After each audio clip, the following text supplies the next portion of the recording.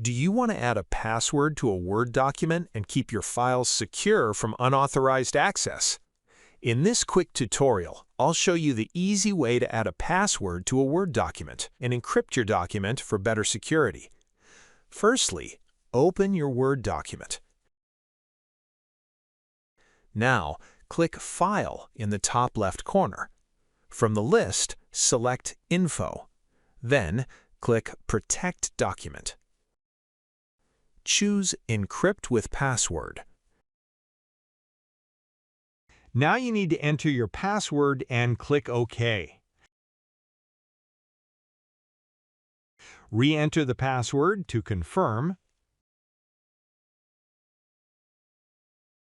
Save the document, and you're done. Now, whenever someone opens the document, they'll need to enter the password. Important: if you forget the password, Microsoft cannot recover it, so store it somewhere safe.